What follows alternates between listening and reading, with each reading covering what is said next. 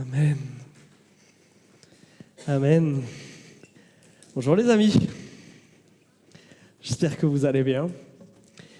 Je me réjouis parce que aujourd'hui, deuxième épisode de notre nouvelle série, une famille dysfonctionnelle. Au travers de l'histoire de la famille de Jacob, on va voir comment Jésus prend une famille qui est cassée, qui est brisée parce qu'elle fait n'importe quoi.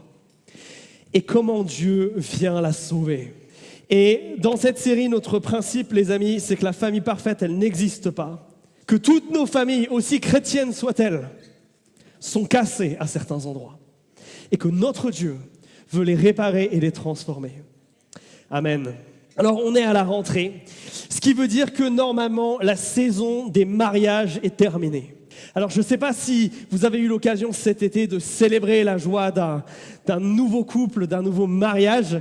Moi, j'ai eu l'occasion de le faire et il y a quelque chose qui m'a marqué. C'est qu'on veut tous donner notre petit mot aux mariés en termes de conseils, de ce qu'on voudrait qu'ils vivent. Et on essaye de leur donner des tips et de les encourager. Mais il y a un truc qui est tellement important, un sujet qui a tellement de conséquences et bien souvent sur lequel on ne parle pas, même pas dans les préparations de mariage. Je parle de la belle famille. Personne ne vous prépare à votre belle-mère. Personne ne vous prépare à ce changement brutal où tout d'un coup, vous êtes une nouvelle famille et tous ces liens familiaux, ils doivent exister dans une nouvelle dimension. Et si vous ne le saviez pas, la Bible parle de absolument tous les sujets, même celui-ci. Alors peut-être que vous vous dites, mais Quentin, moi je ne suis pas marié. Comment cela s'applique donc à moi ? Eh bien, vous allez voir que dans ces conflits, dans ces choses qui apparaissent, c'est des conflits qui n'ont pas que lieu avec ses beaux-parents. Et la manière dont Dieu les solutionne, et ce que ce texte va nous apprendre sur Dieu, ça s'applique dans tellement d'autres situations. Alors aujourd'hui, on va beaucoup lire, les amis. Donc je vous invite à prendre votre Bible, à prendre votre smartphone et à l'ouvrir en Genèse chapitre 30. Et pendant que vous cherchez ce passage, laissez-moi vous faire un court résumé. On suit l'histoire de Jacob et son histoire, elle commence très mal. Il s'est fait chasser de chez lui parce qu'il a volé son frère. Il arrive chez son oncle Laban et là, il épouse deux femmes, Rachel et Léa, rappelez-vous. Et là, les premiers problèmes commencent. La polygamie dans la Bible, oh là là, ça n'apporte jamais rien de bon. Et on a vu que, Laban, le père de ces femmes, un homme très avare et très astucieux, dit à Jacob, tu vas pas me donner une dot pour mes filles, mais tu vas travailler pour moi. 7 ans pour chacune d'entre elles. Et on a suivi la semaine dernière ce qui se passait pendant ces 14 ans, notamment comment cette famille s'est agrandie, comme vous le voyez, beaucoup. La guerre entre Rachel et Léa. Mais maintenant, les 14 ans sont finis et la question de partir se pose. Commençons à lire Genèse chapitre 30, verset 25. Lorsque Rachel eut mis au monde Joseph, Jacob dit à Laban, « Laisse-moi partir pour que j'aille chez moi, dans mon pays. Donne-moi mes femmes et mes enfants pour lesquels je t'ai servi et je m'en irai. Tu sais toi-même tout le travail que j'ai fait pour toi. » Laban lui dit, « Je t'en prie, que je trouve grâce à tes yeux. Je l'ai appris par divination. C'est à cause de toi que le Seigneur m'a béni. » Il ajouta, « Fixe-moi ton salaire et je te le donnerai. » Jacob dit, « Tu sais toi-même comme je t'ai servi et ce qui est devenu ton troupeau grâce à moi. Car le peu que tu possédais avant moi, s'est beaucoup accru. Et le Seigneur t'a béni depuis que j'ai mis les pieds chez toi. Maintenant, quand travaillerai-je aussi pour ma maison ? Laban dit, « Que dois-je te donner ?» Jacob répondit, « Tu ne me donneras rien si tu consens à faire ce que je vais te dire. Je recommencerai à faire paître ton petit bétail. Je le garderai. Aujourd'hui, je passerai parmi tout ton petit bétail, mais à part toute bête tachetée et marquetée et toute bête de couleur foncée parmi les moutons, de même parmi les chèvres, tout ce qui est marqueté et tacheté. Ce sera mon salaire. Ma justice répondra devant moi demain, quand tu viendras voir mon salaire. Tout ce qui ne serait pas tacheté et marqueté parmi les chèvres ou foncé parmi les moutons, c'est ce que j'aurais volé. » Laban dit, « Eh bien qu'il en soit comme tu l'as dit. » Ce même jour, il mit à part les boucs rayés et marquetés, toutes les chèvres tachetées et marquetées, toutes celles où il y avait du blanc et tout ce qui était foncé parmi les moutons. Il les confia à ses fils. Puis il mit une distance de 3 journées de marche entre lui et Jacob, qui faisait paître le reste du petit bétail de Laban. Je m'arrête là. Alors qu'est-ce que c'est que cette histoire ? Jacob, il y a un truc pour lequel il est vraiment doué, c'est l'élevage. Tout ce que fait Jacob, il cartonne. Depuis qu'il est au service de Laban, et Laban l'a bien compris, parce que Dieu bénit Jacob dans son travail, Laban, il est richissime. Ses moutons, ses chèvres, il y en a dans tous les sens. Mais sauf que Jacob dit à forte raison à son beau-père, « Oui, mais je travaille pour toi, mais moi j'ai une famille. Mais non, je veux travailler pour moi, je veux pouvoir pourvoir à leurs besoins, je ne veux pas rester à ton service. » Mais il n'a pas trop le choix. Regardez le nombre d'enfants qu'il a. C'est beaucoup. Il a beaucoup à charge, ce cerf, Jacob, et il ne peut pas partir comme ça. Alors Jacob propose un marché. Les moutons dont tu veux pas, les chèvres dont tu veux pas, parce qu'elles ont des taches, des marques, celles qui n'ont pas une couleur mais plusieurs couleurs, qui valent donc moins dans ce contexte. Tu me les mets pour moi, ça sera ça que moi je garde, ce que tu veux pas, et toi tu gardes les beaux moutons bien blancs, les belles chèvres à la robe bien brune, ça c'est pour toi. Et là, pour Laban, qui dans ce texte, et vous allez le voir dans toute son histoire, est qualifié de quelqu'un d'avare, c'est le deal du siècle. Jacob continue à travailler pour moi et je garde le meilleur. Pas mal. Et regardez, Laban, il veut bien s'assurer, parce qu'il commence à connaître le caractère de Jacob et que c'est un petit filou, qu'il ne se fasse pas entourlouper. Il sépare de 3 jours de marche les 2 troupeaux. Encore mieux, les chèvres et les moutons qui sont pour Jacob, il les confie à ses fils à lui. Et Jacob doit veiller sur les chèvres et les moutons de Laban. Ainsi, Jacob n'est focalisé que sur une chose, pas ses moutons et pas ses chèvres à lui, mais ceux de Laban. Oh, il est fort ce type. Mais est-ce que c'est ça qu'on est censé faire à son beau-fils ?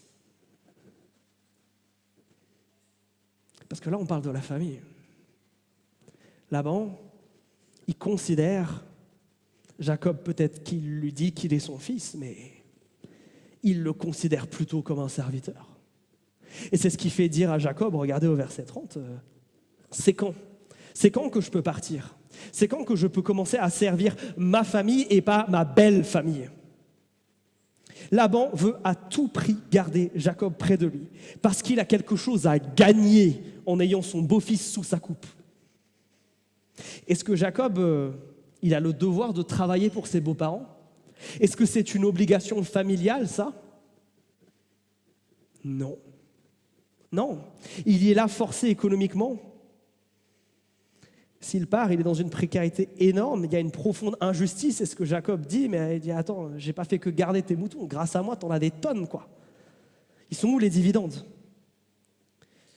Alors pourquoi je vous dis que l'attitude de Laban, elle est pas bonne, elle génère du conflit et qu'il y a quelque chose qui va pas ? Et c'est mon premier point. Ici, il y a un problème de priorité avec la belle famille.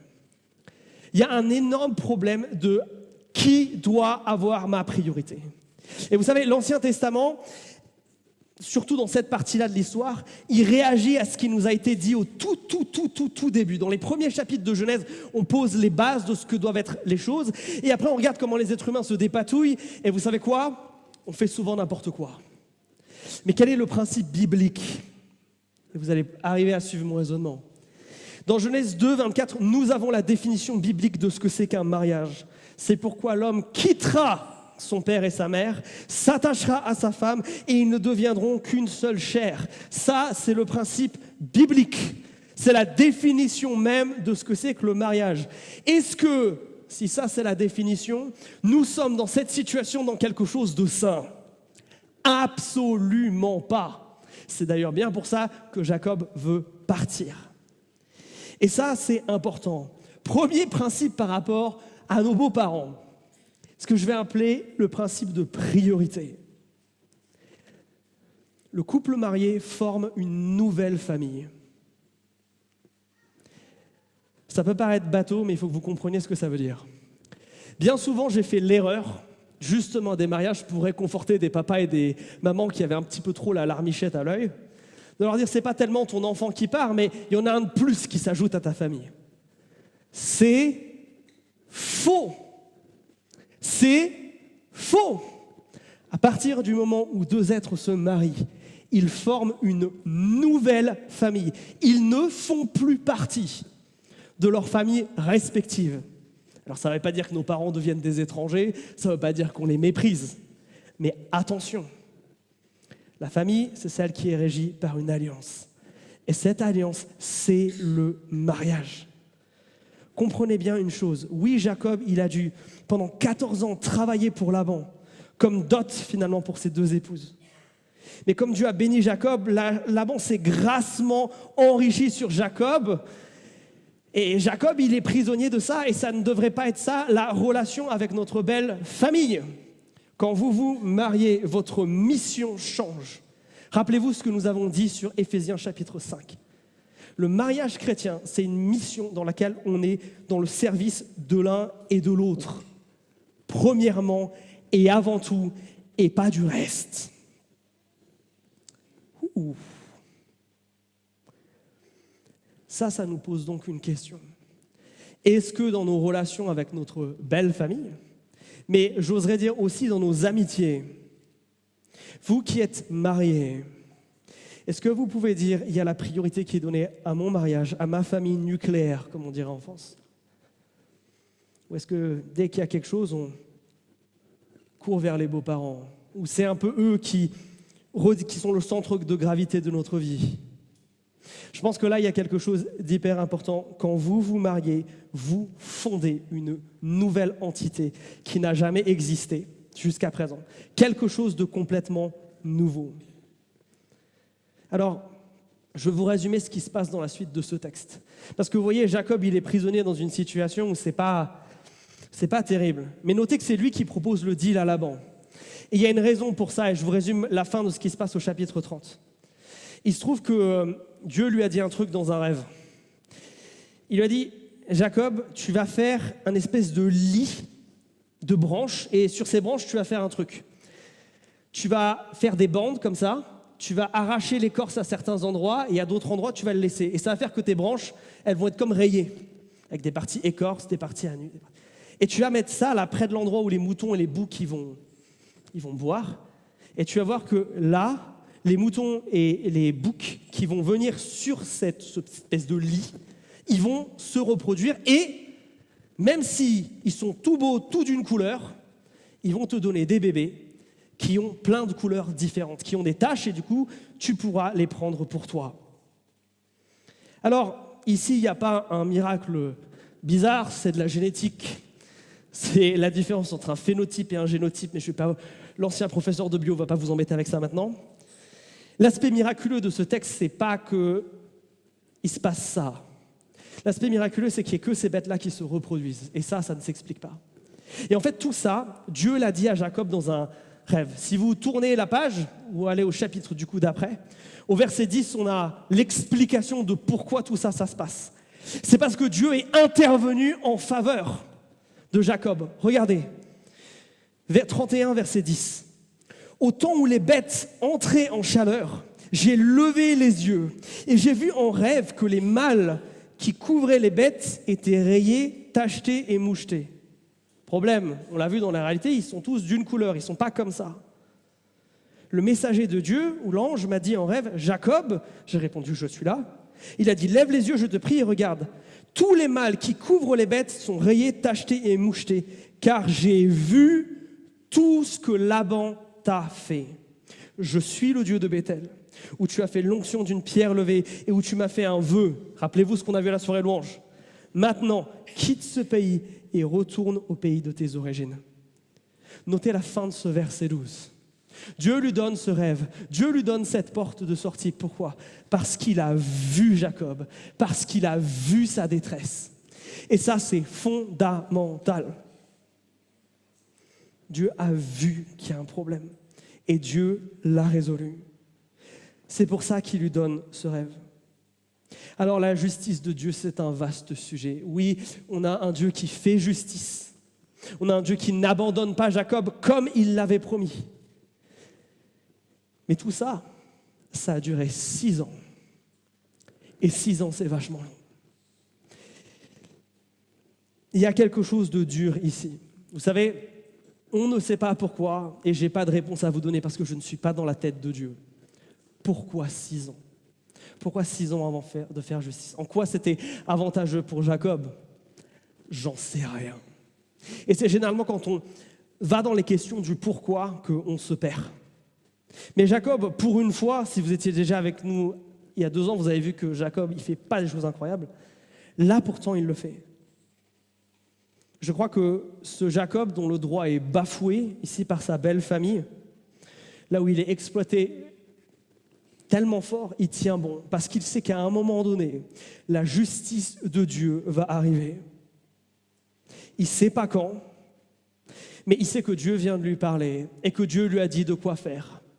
Et il s'accroche à ça et il ne le lâche pas tant que Dieu ne lui a pas donné de nouvelles révélations. Et là, il y a quelque chose d'hyper important, je crois, sur la persévérance, en attendant que Dieu fasse justice, à s'accrocher à ce qui a été dit et pas demander constamment une nouvelle révélation. Parce que vous savez quoi? Si Dieu vous a déjà parlé, au pire, il va vous dire la même chose. Mais si vous avez déjà dit quelle est sa volonté, alors il faut lui faire confiance sur son timing. Mais la chose la plus importante, ce n'est pas sa confiance dans la future justice de Dieu, mais dans le fait que Dieu lui rappelle qu'il est avec lui et maintenant, qu'il n'est pas loin, qu'il n'est pas indisponible ou absent, mais qu'il est là avec lui dans cette situation difficile et abusive. Il lui a dit: je t'ai vu, Jacob. Je sais ce que tu fais, je sais ce qui se passe et j'en tiens compte. Et ça, c'est tellement une bonne nouvelle. Notre Dieu n'est pas un Dieu qui nous regarde avec condescendance du haut du ciel et qui en a rien à faire de nos souffrances. On a un Dieu qui a une sympathie tellement forte à notre égard, qui vient voir notre souffrance, qui vient souffrir avec nous, qui vient manifester sa présence dans la douleur. Et je trouve ça tellement fort. Alors ça, c'était ce premier problème. Une belle famille avec laquelle les priorités ne sont pas bonnes. Mais un Dieu qui ne laisse pas Jacob et qui choisit de lui faire justice. Alors la tension monte. Tout ça vient de se passer pendant 6 ans. Et on reprend, début du chapitre 31. Jacob entendit les propos des fils de Laban, qui disaient: Jacob a pris tout ce qui appartenait à notre père. Et avec ce qui appartenait à notre père, il a acquis toute cette richesse. Jacob remarqua que le visage de Laban n'était plus envers lui comme d'habitude. Alors le Seigneur dit à Jacob: retourne au pays de tes pères, au lieu de tes origines. Et regardez, je serai avec toi. Jacob fit appeler Rachel et Léa qui étaient au champ, près de son petit bétail. Il leur dit: je remarque que le visage de votre père n'est plus envers moi comme d'habitude. Mais le Dieu de mon père a été avec moi. Vous savez vous-même que j'ai servi votre père avec toutes mes forces. Or, votre père a essayé de me tromper, il a changé 10 fois mon salaire. Mais Dieu ne lui a pas permis de me faire du mal. S'il disait: les tachetés seront ton salaire, toutes les bêtes faisaient des petits tachetés. S'il disait: les rayés seront ton salaire, toutes les bêtes faisaient des petits rayés. Dieu a dépouillé votre père et son troupeau et il me l'a donné. Et là, il explique dans les versets 10 à 13 ce qu'on a lu tout à l'heure, ce rêve qu'il a eu. Alors comment ses épouses répondent? Verset 14. Rachel et Léa lui répondirent: avons-nous encore une part, un patrimoine dans la maison de notre père? Ne nous considère-t-il pas comme des inconnus, puisqu'il nous a vendus et qu'il a mangé notre argent? Toute la richesse dont Dieu a dépouillé notre père nous revient, à nous et à nos fils. Maintenant, fais tout ce que Dieu t'a dit. Jacob fit monter ses fils et ses femmes sur les chameaux. Il emmena tout son troupeau et tous ses biens qu'il avait acquis. Le troupeau dont il avait fait l'acquisition à Paddan Aram, pour s'en aller chez Isaac, son père, en Canaan. Ok. Jacob ici, il prend le temps d'expliquer à ses épouses que le temps de partir est venu. Dieu lui a révélé en rêve qu'il devait partir. Et il fait part à ses épouses de ce que Dieu lui a dit. Et pour une fois dans cette histoire, d'un commun accord, ils s'en vont. Et là, on a un modèle de ce qu'il faut faire. Couper le cordon. Bien souvent, l'énorme problème après le mariage, c'est qu'on ne sait plus comment être en relation dans cette nouvelle réalité. D'un côté, il y a plus d'une vingtaine d'années de liens qui se sont construits, et tout d'un coup, on n'est plus la même famille. Et il faut repenser ces liens. Et ça, c'est totalement bizarre et difficile. Et bien souvent, ça, c'est aussi la source du conflit. Pas seulement la priorité, mais la proximité. Pourquoi je vous dis ça ? Parce que j'en reviens à la définition biblique du mariage. Regardez ce qui nous est dit. C'est pourquoi l'homme laissera son père et sa mère et s'attachera à sa femme. Regardez à quel point. Au point où ils ne feront plus qu'un. Incroyable phrase, ça. Une unité incroyable. Et là, il y a quelque chose d'important. Et c'est le deuxième principe relationnel que je vais vous donner. C'est cette idée que les mariés doivent apprendre à se détacher de leur famille d'origine pour s'attacher l'un à l'autre. Et c'est deux choses qui vont de pair. Pourquoi ? Parce que dans le mariage, tu vis des choses qu'avant tu vivais en famille, en termes d'intimité, en termes de ça c'est la personne vers laquelle je me tourne quand c'est dur, quand j'ai des problèmes, quand je suis fatigué, quand ça va pas. Ça, c'est la personne qui pourvoyait à mes besoins, qui faisait les choses pour moi. Et maintenant, cette chose doit changer. Attention, parents, à ne pas devenir par attachement émotionnel ou par insécurité des obstacles à la création de cette nouvelle unité. Vous avez l'avantage, vous avez des années de relation avec vos enfants. Et eux, ils doivent maintenant construire quelque chose de nouveau. Ça ne veut pas dire qu'il faut couper les ponts, encore une fois, attention. Mais qu'il y a ici, encore une fois, une priorité, un respect du fait que si votre enfant est marié, il n'est plus sur votre responsabilité et il faut le laisser partir. Oh, je sais qu'il est dur, celui-là. Alors peut-être que vous vous demandez, ok, les principes, je maîtrise, mais quand est-ce que je sais que je ne suis pas bon, là ? Je vais vous donner 3 questions. 3 questions pour peut-être évaluer un petit peu ça. De qui est-ce que tu dépends émotionnellement et physiquement ? Quand tu as la promotion au travail, ou quand là, ça ne va pas, c'est qui que tu appelles en premier ? Est-ce que c'est quelque chose que tu vis dans ton mariage ou en dehors de ton mariage ? Avec tes amis, avec ta belle famille, avec ta famille ? Parce que je crois que, bien que tous ces gens que Dieu met autour de nous, ils peuvent être là, mais attention, il y a une priorité dans cela. Deuxième question. De qui l'approbation et la vie importent-ils le plus pour toi ? Si être d'accord avec tes parents au prix d'être en accord avec ton mari, c'est quelque chose que tu pratiques, il faut que ça s'arrête. Pourquoi ? Parce que rappelez-vous, un mariage, c'est 2 gens que Dieu met ensemble pour qu'ils le représentent, pour qu'ils représentent son amour, pour qu'ils soient un. Si on est un, il n'y a rien qui peut se mettre entre nous deux. Si on veut être un, il ne peut pas y avoir d'intermédiaire ici. Il doit y avoir quelque chose d'extrêmement direct dans nos relations.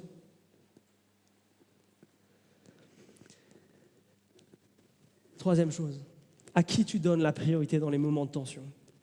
Parce qu'on a beau s'organiser le mieux qu'on peut tous, la vie, elle est faite d'imprévus et de crises. Et quand les imprévus arrivent, qui est-ce qui passe en premier ? Est-ce que c'est ta famille, direct ? Ta femme, ton mari, tes enfants ? Ou alors c'est le reste ? Je crois que si tu doutes sur une de ces questions, il y a peut-être quelque chose qu'il faut que tu revoies avec Dieu et avec ton époux, ton épouse. Parce que peut-être que d'autres, là, volent la place que lui ou elle devrait avoir dans ta vie sur ces aspects-là. Mais c'est pas tout. Je reviens. Il y a une troisième chose qui découle de ça. C'est si ma proximité, elle est telle que je fais un de corps avec cette personne, alors il y a une espèce de chaîne de loyauté qui se met en place. C'est toujours Dieu d'abord dans ma vie parce que je suis un avec lui en esprit. Ensuite, c'est avec mon époux ou mon épouse parce que je suis un avec lui dans la chair. Ensuite, c'est mes enfants, les fruits de cette alliance. Et ensuite, c'est le reste du monde. Si cet ordre est bouleversé, nous ne sommes plus dans un ordre familial biblique. Et ça, c'est vachement important. Pourquoi ? Parce que parents, on ne va pas se mentir, avec ces petits marmots tout mignons et parfois très relous qui courent partout, des fois, ils passent au-dessus. Et je veux vous le redire avec force. Celui ou celle avec qui vous avez fait alliance, ce n'est pas vos enfants, ce n'est pas votre enfant, c'est votre mari ou votre femme. C'est la personne qui, après Christ, doit avoir la priorité numéro 1. Parce que si ça n'est pas respecté, si on inverse l'ordre, alors qu'est-ce qu'il se passe ? Alors tout le monde souffre. Dans toute l'histoire de l'Écriture, quand les rôles sont inversés à tous les niveaux, le chaos s'ensuit. Revenir à cet équilibre, c'est tellement important. Et donc vous voyez que la belle famille, elle arrive en dernier. Elle arrive avec les autres. Ouais, je sais que c'est dur.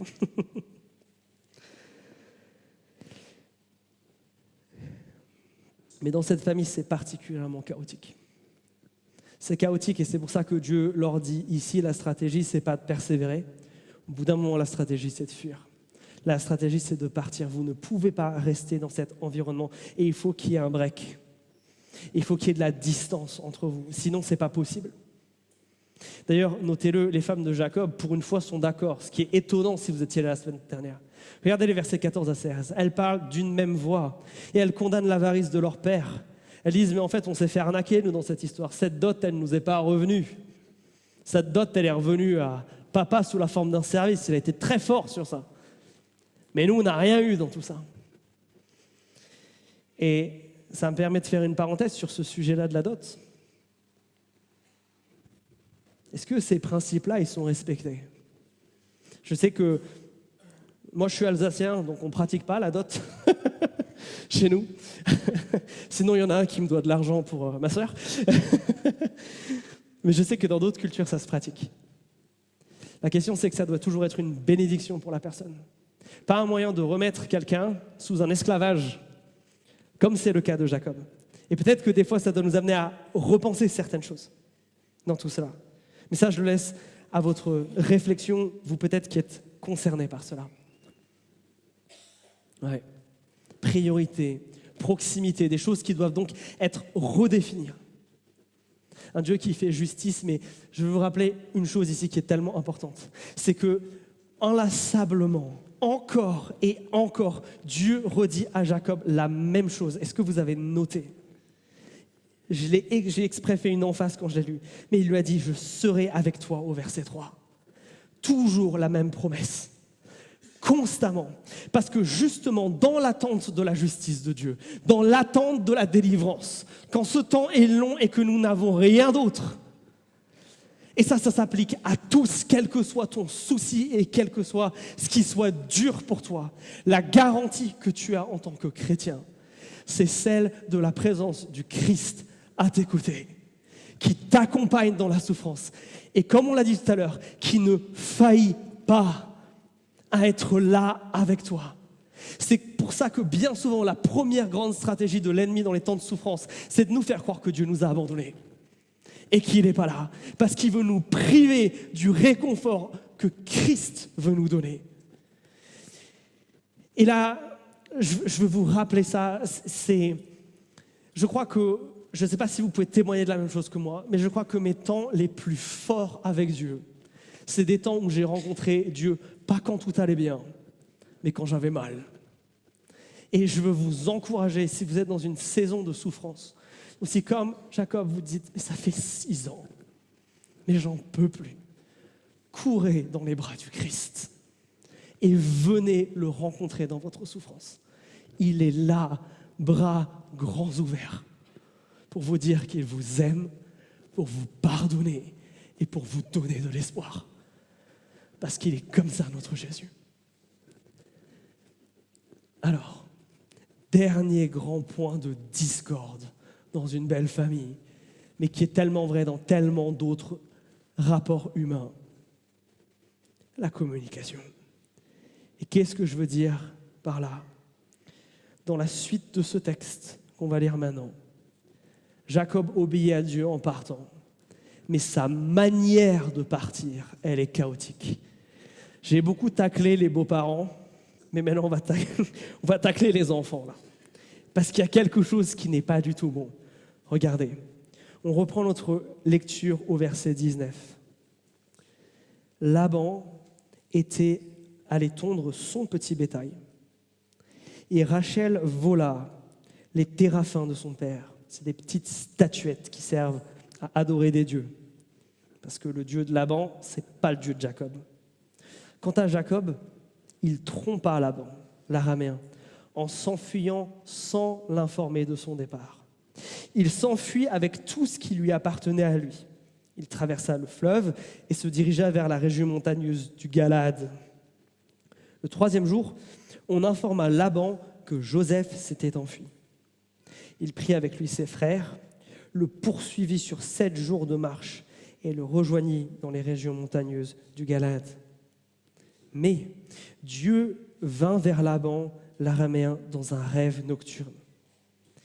Et il lui dit, « Garde-toi de rien dire à Jacob. » Laban atteignit donc Jacob. Jacob avait dressé sa tente dans la montagne, et Laban dressa aussi la sienne avec ses frères dans la région montagneuse du Galaad. Alors Laban dit à Joseph, « Qu'as-tu fait ? Tu m'as trompé et tu as emmené mes filles comme des captives de guerre. Pourquoi t'es-tu enfui en cachette et m'as-tu trompé au lieu de m'informer ? Je t'aurais laissé partir dans la joie et avec les chants, avec le tambourin et avec la lyre. Tu ne m'as même pas laissé embrasser mes fils et mes filles. 7 fois tu as agi stupidement. J'ai le pouvoir de vous faire du mal. Mais le Dieu de votre père m'a dit la nuit dernière, garde-toi de rien dire à Jacob. Et maintenant que tu es parti pour de bon, parce que tu te languissais tellement dans la maison de ton père, pourquoi as-tu aussi volé mes dieux ? Jacob répondit à Laban, j'avais peur. Je me disais que tu me reprendrais peut-être tes filles. Et je vous résume ce qui se passe dans la suite. C'est que Jacob va lui dire, pour ce qui concerne le vol, j'en sais rien. Il ne sait pas que Rachel a volé ces petites statues. Et Rachel va utiliser une stratégie très astucieuse parce que Jacob va dire, si tu veux, on met à mort le voleur. Vas-y, fouille toutes mes affaires et on trouve celui qui t'a piqué tes trucs là et on le met à mort. Et Rachel utilise une technique qui est que j'ai mes règles, je ne peux pas me lever. Et elle s'était assise sur les statuettes. Pas que pour les cours de sport, donc cette stratégie. Qu'est-ce qui se passe ici ? On a un Jacob qui obéit à Dieu en partant. Oui, il fait ce qu'il doit faire, mais il le fait très mal. Je crois que la manière dont Laban le caractérise, elle est juste. Il a agi stupidement. Alors, évidemment, on peut douter de la bonne foi de Laban quand il dit « Non, mais je vous aurais laissé partir avec les trompettes, avec les machins, avec les trucs. Mon œil. » Je pense que de ce qu'on a vu de son caractère, j'ai un peu de mal. Mais d'un autre côté, oui, si tes filles s'en vont pour toujours, c'est bien normal de pouvoir leur dire au revoir. Je crois que Jacob a cédé à quelque chose. Il a eu peur et il a choisi de répondre au mal par le mal. Il choisit de répondre à la tromperie de Laban par une de ses nouvelles tromperies. Et je crois que ces choses commencent à changer uniquement quand il fait preuve de cette honnêteté radicale dans la partie qu'on n'a pas lue, où il dit « vas-y, fouille, vas-y, cherche ». Rachel, elle, maintient le mensonge et elle met tout le monde en danger à cause de ça. Regardez la tension qui monte entre les deux hommes et quelque part, ils sont tous les deux dans leur droit. Jacob, accusé à tort d'avoir volé quelque chose qu'il n'a pas volé. Et un père, on peut se mettre à sa place et se dire « Oui, tu te barres avec mes filles comme ça sans me donner d'explication. » Notez qu'au début, il dit « Tu les emmenais comme des esclaves de guerre, quoi. Tu me voles mes filles. » Intéressant d'ailleurs qu'ils disent « mes filles » et pas « tes femmes ». Et suite à ça, Rachel ne disant rien et son stratagème ayant marché, le conflit repart. Regardez le verset 36. Jacob se fâcha Il accusa Laban et dit à Laban, « Quelle est ma transgression? Quel est mon péché pour que tu me poursuives avec tant d'ardeur? Quand tu as fouillé toutes mes affaires, qu'as-tu trouvé dans mes affaires? Expose-le ici devant mes frères et tes frères et qu'il soit arbitre entre nous deux. J'ai passé 20 ans chez toi. Tes brebis et tes chèvres n'ont pas avorté et je n'ai pas mangé les béliers de ton troupeau. Je n'ai pas rapporté de bêtes déchiquetées. C'est moi qui en étais responsable. Tu me réclamais la valeur de ce qu'on me volait le jour et ce qu'on me volait la nuit. J'étais dévoré par la chaleur pendant le jour et par le froid pendant la nuit. Et le sommeil fuyait mes yeux. Je suis resté 20 ans chez toi. Je t'ai servi 14 ans pour tes 2 filles, 6 ans pour ton petit bétail. Et tu as changé 10 fois mon salaire. Si le Dieu de mon père, le Dieu d'Abraham, la frayeur d'Isaac, n'avait pas été pour moi, tu m'aurais maintenant laissé partir les mains vides. Dieu a vu mon affliction et ma fatigue. Et la nuit dernière, il a rendu son arbitrage. Waouh! Quelle colère! Nos amis sont à couteau tiré parce qu'il y a un mensonge dans cette histoire. Parce qu'il y a quelque chose qui n'est pas dévoilé. Regardez comment d'un mensonge, celui de Rachel, le chaos exulte. Elle vole, elle ment, elle cache des choses à son mari. Mais je crois aussi qu'elle pêche vraiment contre Dieu. Parce que pourquoi elle vole ces statuettes? On peut se dire que, versets 14 à 16, là, elles se plaignent que leur père leur a laissé aucun héritage. Donc peut-être elles cherchent une compensation, mais c'est des statuettes, quoi. C'est pas des bijoux, pas de l'argent. Je crois plutôt que c'est une Rachel qui n'a pas confiance, qui a peur et qui cherche une protection supplémentaire en se disant « mais si je prends ces dieux-là, peut-être qu'en plus du Dieu de Jacob, ça marchera ». En fait, ici, on a un Jacob et une Rachel qui sont pétris par la peur. Et peur et foi sont des choses qui s'opposent. Et c'est pour ça, je crois, qu'ils mentent et qu'ils trompent. Voilà ce qui se passe quand on agit par peur et pas par foi. Je crois qu'elle est là, la motivation qu'ils ont. Vous savez, la peur, c'est ce qui nous amène à prendre tous les raccourcis possibles et inimaginables pour maintenir notre confort ou combler nos insécurités. Et ça n'amène à rien de bon. Et je crois que, justement, il y a un tel besoin d'honnêteté dans cette situation. D'une honnêteté radicale, mais d'une foi aussi radicale. Dieu a dit qu'il ne pourrait pas les toucher, qu'il n'avait pas ce droit-là. Notez, Dieu va parler dans un rêve, c'est incroyable, à Laban pour leur dire, ceux-là, tu les touches pas. Et ça, Jacob, il n'en avait aucune idée. Et bien souvent, je crois qu'on ne comprend pas et qu'on ne sait pas tout sur comment Dieu nous protège. On a l'impression que la seule chose qui compte dans la manière dont on doit évaluer la situation, c'est ce que Dieu nous a dit à nous. Et qu'on oublie qu'on a un Dieu qui agit à l'extérieur de nous. Ici, même chez quelqu'un qui ne le révère pas. Un païen. Dieu va lui dire, tu ne le touches pas. Incroyable. Incroyable. Alors, quelle est la solution à cette situation? Eh bien, elle arrive dans les versets qui suivent. Je vous résume la fin de ce texte. Laban propose à Jacob de conduire une alliance, d'être d'accord de ne pas se taper sur la tronche. Et ils vont créer une frontière entre deux, un tas de pierres et une pierre dressée. Si vous avez suivi un peu l'histoire de Jacob, vous savez que c'est un truc qui fait ça. Les endroits importants, il met des pierres, une grosse pierre pour se rappeler. Et Laban, il met ce tas de pierres. Et ça, c'est la frontière. Chacun part de ce côté et on ne se poursuit plus. Tu vas en paix, Jacob, mais si tu touches à mes filles, que Dieu te punisse. Notez que cette idée de limite, ce maintenant, c'est stop. C'est Jacob qui va le proposer. C'est Jacob qui va dire, on va faire ça comme ça. Et là, je crois qu'il y a quelque chose de très important, et là, je reviens à la question des beaux-parents. Il y a ici un principe de protection. À un moment, Jacob, il s'énerve et il dit, ça suffit. Et il pose une limite. C'est ma famille, plus la tienne. Ça ne veut pas dire qu'on coupe tous les ponts. Là, on a une histoire qui est tragique sur cet aspect-là. Mais ça veut dire qu'il y a un ordre, ça veut dire qu'il y a une priorité, ça veut dire que la proximité, elle a changé. Et Marie, c'est votre responsabilité devant Dieu de protéger vos foyers, d'être celui qui met les limites.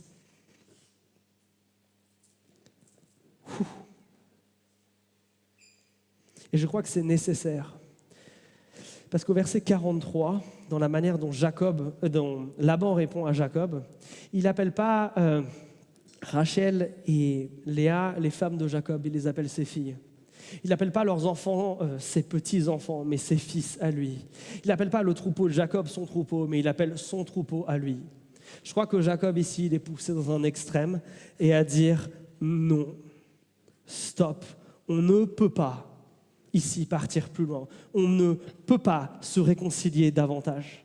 Là, il y a besoin d'espace. Là, il y a besoin de temps. Et je crois que c'est malheureux quand ça se passe dans une famille, mais que des fois, il faut passer par là pour pouvoir reconstruire. L'Écriture nous dit ceci. S'il est possible, et pour autant que ça dépende de vous, soyez en paix avec tous les êtres humains. On va étudier ce passage en GDM cette semaine. Et je crois que le principe biblique, il est là. C'est que des fois, il n'est pas possible d'aller plus loin. Et là, on a un cas dans une famille où, pour le moment, il ne peut pas y avoir plus de réconciliation. Alors, vous verrez, toutes ces histoires ont une suite. Mais là, le temps, il est à la protection. Et peut-être qu'il faut savoir, des fois, poser des limites. Jacob est capable de le faire, non pas parce que je crois que tout d'un coup, il arrête d'être un trou, il arrête de fuir, mais parce que Laban lui a dit que Dieu lui a parlé dans un rêve. Parce que là, encore une fois, Dieu protège. Dieu agit dans l'ombre et des fois, je crois qu'on minimise tout ce que Dieu fait, entre guillemets, pour notre bien, mais dans notre dos. Il est comme ça, notre Dieu. Cette situation, elle avance, alors qu'il y a des hommes et des femmes qui font n'importe quoi en permanence. Mais il y a un Dieu qui, lui, sait ce qu'il fait, qui, lui, veut amener de la justice, qui, lui, veut amener de la consolation, qui, lui, veut protéger et être là. Et ça, je crois que c'est quelque chose dont nous devons nous rappeler. Est-ce que tu subis une situation d'injustice comme Jacob? Est-ce que tu vis dans une injustice qui est profonde? Et peut-être que tu attends la délivrance et que tu attends que Dieu vienne et à lui tu cries en disant « Jusqu'à quand, Seigneur? Aie pitié de moi !» Si c'est ton cas, je veux te montrer, encore une fois, je veux te donner de l'espérance avec ce que Dieu fait dans ce texte. Dans toutes ces situations compliquées, il agit. Dieu ne s'est pas arrêté d'agir. Si ça a duré 6 ans, c'est entre autres pour que Jacob puisse partir avec quelque chose et partir bien et plus dans la trouille de manquer. Il y a un Jacob qui est même allé jusqu'à dire, Dieu, qui allait même jusqu'à dire au beau-père de Jacob, « Tu n'as pas le droit de le toucher. Je t'interdis de lui faire du mal. » Et ce type-là, qui ne connaît pourtant pas Dieu, se soumet à cela. Je trouve ça incroyable. Et dans tout ça, Jacob a l'assurance de la présence de Dieu. Mais il y a une différence fondamentale entre lui et nous.